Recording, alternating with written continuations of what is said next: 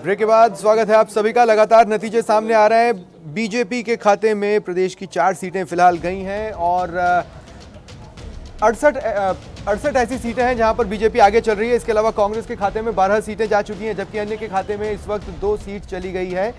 सिरोही से बीजेपी के ओटाराम दिवासी, ये भी प्रदेश सरकार में मंत्री थे, गौपालन विभाग इनके पास था, वो हार चुके हैं।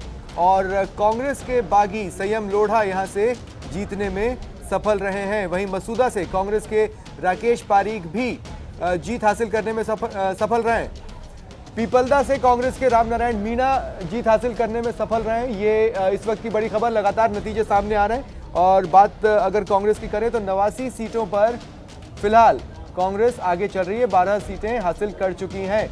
26 सीटें अन्य के खाते में फिलहाल दिख रही हैं, जिसमें 24 पर अन्य आगे हैं, 2 सीटें अन्य के खातों में जा चुकी है। 4 सीटों पर बीजेपी जीत हासिल कर चुकी है, 68 सीटों पर बढ़त फिलहाल इस वक्त बनाए हुए है। ये बड़ी खबर इस वक्त की आपको बता रहे हैं। लगातार सबसे तेज और सबसे सटीक नतीजे न्यूज़ 18 राजस्थान पर आप देख रहे हैं, साथ ही तमाम रुझान और उसके पीछे क्या कहानी हो सकती है या क्या कहानी है, क्या कारण रहे हैं जीत हार के, उस पर भी हम लगातार चर्चा कर रहे हैं। अब तक के जो रिजल्ट हैं, श्रीपाल जी, आपके हिसाब से इसमें सबसे चौंकाने वाला रिजल्ट कौन सा रहा और सबसे बड़ा झटका मुकेश जी आपके लिए क्या रहा, ये पूछूंगा, लेकिन उससे पहले देखिए, चौंकाने वाला नतीजा कर्नल सोनाराम और ऐसे ग्रुप की तरफ से बहुत बहुत बधाई। ऐसे ग्रुप, क्रिएटिंग परफेक्शन।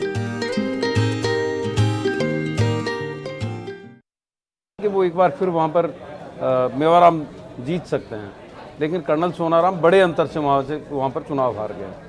इसी तरह से रामेश्वर डूडी अपने आप को मुख्यमंत्री के बतौर प्रोजेक्ट कर रहे थे। कास्ट इक्वेशन उन्होंने ठीक करने के हिसाब से कन्हैयालाल झंवर को भेजा और उसकी वजह से बीकानेर संभाग में कांग्रेस को बड़ा झटका भी झेलना पड़ा, जो बार बार टिकटें बदली गई उसकी वजह से। लेकिन रामेश्वर डूडी का जीतना भी अब मुश्किल नज़र आ रहा है। 8000 का अंतर है और सिर्फ 4 राउंड अब बचे हैं, तो उनमें कितना वो कवर कर पाते हैं, ये देखने वाली बात है। अगर रामेश्वर डूडी जीत नहीं पाते हैं तो आरसी चौधरी साहब, वो पूरी कवायद जिसके सेंटर में रामेश्वर डूडी रहे, वो क्या कहलाएगी? मैं इस सवाल के साथ आपके पास आऊंगा, लेकिन फिलहाल ये बताना चाहता हूं कि कांग्रेस के लिए जिस तरह से रुझान सामने आ रहे हैं, जिस तरह से नतीजे सामने आ रहे हैं, ये एक जश्न का वक्त है। और दिल्ली के कांग्रेस दफ्तर में भी कांग्रेसी कार्यकर्ता लगातार जश्न मना रहे हैं, सेलिब्रेट कर रहे हैं इस मौके को। मौके का जायजा लिया हमारे संवाददाता शैलेंद्र वांगू ने।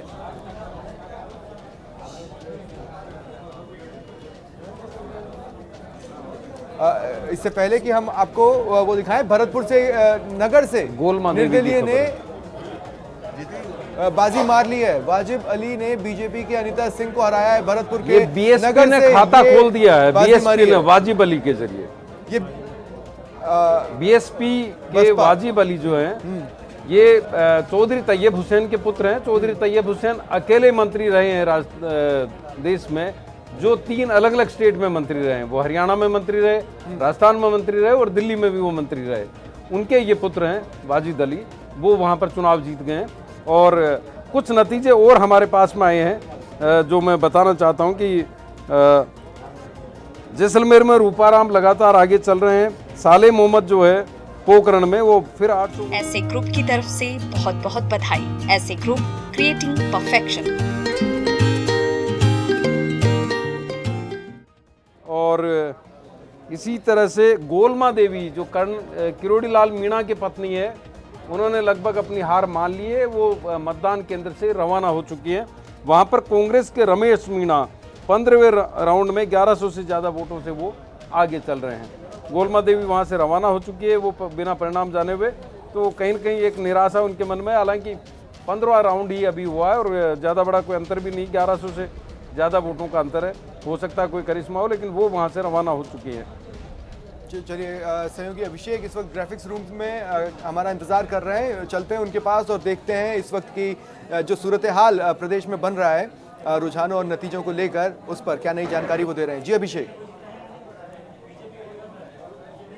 जो स्थिति है उसको हम जरा दर्शकों को दिखा दें, क्योंकि अब धीरे धीरे जो रुझान है वो परिणाम के रूप में परिवर्तित होने लगे हैं। कई जगहों से जीत की खबरें भी सामने आ चुकी हैं। मेरे पीछे इस वक्त आप देख पा रहे हैं, यहाँ पे वाजिब अली ने यहां पे जीत हासिल की है। बसपा के कैंडिडेट हैं नगर से, यहां पे चुनाव जीतकर वो आ रहे हैं और धीरे धीरे ये जो रुझान है वो परिणाम में बदलने लगे हैं। और ये लगातार हम अपने दर्शकों को बता रहे हैं कि 199 विधानसभा सीटों की स्थिति क्या कुछ रही है। तो अब जरा पूरा राजस्थान का जो मैप है वो दिखाते हैं, वो किस तरीके से बदला है। 199 सीटें हैं, 72 बीजेपी के खाते में जाती हुई दिख रही हैं, जबकि 101 सीट जो बहुमत का आंकड़ा है वर्तमान में, क्योंकि 199 सीटें हैं तो 100 बहुमत का आंकड़ा है। और ऐसे में 101 सीट पर कांग्रेस यहां पर लीड बनाए हुए है और 26 पर अन्य ने बढ़त बनाया हुआ है। अब जरा मैप को देख लें राजस्थान के, तो इस वक्त जो ये नीला रंग है पूरी तरीके से अगर देखें तो कांग्रेस यहां पर छाई हुई है और यही वजह है कि बहुमत के आंकड़े को पार करती हुई दिख रही है। दूसरा जो केसरिया रंग दिख रहा है वो बीजेपी के खाते में, बीजेपी को यहां पे जबरदस्त नुकसान का सामना करना पड़ रहा है। आप देख सकते हैं कि जो एक वक्त था 2013 में 163 विधायक जीत कर आए थे, अब वो आधा होता हुआ दिख रहा है जो पिछली बार के विधायक थे उन आंकड़ों को अगर देख लिया जाए तो। और हार जीत को लेकर के जो स्थिति है अब धीरे धीरे सामने आने लगी है, वो हम अपने दर्शकों को दिखाएं। थानागाजी से कांति प्रसाद जो है निर्दलीय वो जीत चुके हैं चुनाव। तो ये लगातार जो ट्रेंड है वो अब सामने आ रहे हैं परिणाम के रूप में। इसके अलावा पीपलदा विधानसभा सीट से कांग्रेस के राम नारायण मीणा यहां पर चुनाव जीत चुके हैं। तो ये लगातार अब परिणाम जो है वो आने शुरू हो गए हैं। हम अलग अलग विधानसभा क्षेत्रों की स्थिति भी लगातार दिखा रहे हैं। पीपलदा से फिलहाल राम नारायण मीणा जो है कांग्रेस के वो जीत चुके हैं। जी स्वप्निल। चलिए अभिषेक, शुक्रिया आपका तमाम बातचीत के लिए। अब तक के जो नतीजे रहे मुकेश पारीक जी, मुझे ये बताइए, प्रदेश सरकार के मंत्रिमंडल के चेहरे भी हार रहे हैं और आप बात डेवलपमेंट की कर रहे थे, कहीं तो चूक हुई? निश्चित रूप से जब सरकार काम करती है और सरकार के काम कागजों में नहीं है, सरकार के काम सामने आए हैं और दिखते हुए काम है, उसके बावजूद अगर हमारे मंत्री हारे हैं तो ये कहीं ना कहीं इसको मनन करने वाली, चिंतन करने वाली बातें हैं। और ये चुनाव का जब परिणाम आता है, अगर जीत हो या हार हो, भारतीय जनता पार्टी हमेशा उन चुनावों के बारे में विश्लेषण करती है और इसकी जानकारी करेंगे कि क्या कारण रहा, किस कारण से हमारे मंत्री हारे। ये सब चीज़ें चुनाव के बाद होती है। ठीक, मुझे अविनाश जी एक बात बताइए, अगर हम पिछला चुनाव 2013 का छोड़ दें जिसमें मोदी लहर एक बड़ा फैक्टर बनकर सामने आया, इसीलिए मैं उसको फिर भी थोड़ा सा कम करके मान रहा हूँ, बसपा ने अपना एग्जिस्टेंस राजस्थान में गहरा किया। बसपा के साथ ना जा पाना कांग्रेस के लिए कितना बड़ा झटका रहा, पहली चीज़। और दूसरी चीज़ ये कि अब 2019 में गठबंधन की राह उनके लिए कितनी मुश्किल हो रही है? देखिए, ऐसा नहीं है कि कांग्रेस पूरे अपने अकेले दम पे चुनाव लड़ी। उनको बसपा के साथ गठबंधन करना चाहिए था, क्योंकि उन्होंने दूसरी पार्टियों के साथ भी किया। मेरे ख्याल से जब कांग्रेस के थिंक टैंक वापस बैठेगा तो वो इस बात को रिवाइव करेगा कि क्या 2019 के लिए हमें जाना चाहिए। बिकॉज बसपा कंसिस्टेंटली, आप पिछले चुनाव की बात करें, मोदी लहर के बावजूद उन्होंने अपना एक वोट शेयर रखा और अपनी प्रेजेंस बनाए रखी। तो बसपा को आउटराइटली रिजेक्ट नहीं किया जा सकता। प्रयास चौधरी साहब क्या रहेंगे गठबंधन को लेकर? एक एक कर आपके जो सहयोगी हैं, जिनको ये आपसे उम्मीद थी कि आप महागठबंधन के लिए कुछ करेंगे, अब जब आप सरकार बनाते नजर आ रहे हैं, इसके बाद कहां पर स्टैंड करेगी पार्टी? निश्चित रूप से पूरे राष्ट्रीय सिनेरियो के अंदर जब देखा जाए तो सदैव हमारे जो पार्टी के नेता हैं, उन नेताओं ने बढ़ के कहा है कि जो भी धर्मनिरपेक्ष जो लोग हैं, जो इस कॉन्स्टिट्यूशन में विश्वास करते हैं, जो कॉन्स्टिट्यूशन की सुरक्षा करना चाहते हैं, उन तमाम चाहे दलों का स्वागत है और वो एक करना चाहते हैं। प्रदेश के अंदर जिस प्रकार से रहा, वो एक थर्ड फ्रंट के तौर पे निश्चित रूप से सदैव कहते हुए आए कि हम किंग मेकर की भूमिका में आएंगे। और बसपा का जो कंपटीशन है वो कांग्रेस के साथ में रहा है, जो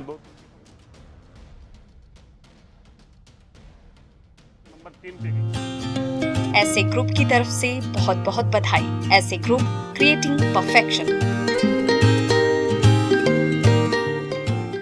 उत्साह मिलेगा तो और आप भाजपा गठबंधन को नहीं करेंगे? चुनौती देने का काम है वो कांग्रेस कर सकती है। इसलिए मुझे लगता है कि इन नतीजों के बाद में बसपा, कांग्रेस, तमाम जो दूसरे दल हैं, वो आपस में बैठ के किस प्रकार से लोगों को राहत दिया जा सके उसकी चर्चा होगी, नतीजे साथ निकलेंगे। मतलब मोटे तौर पर ये एक रणनीति का हिस्सा था श्रीपाल जी कि पहले चुनावों में परफॉर्म कर लो ताकि बाद में हम बड़े भाई की भूमिका में आ सकें।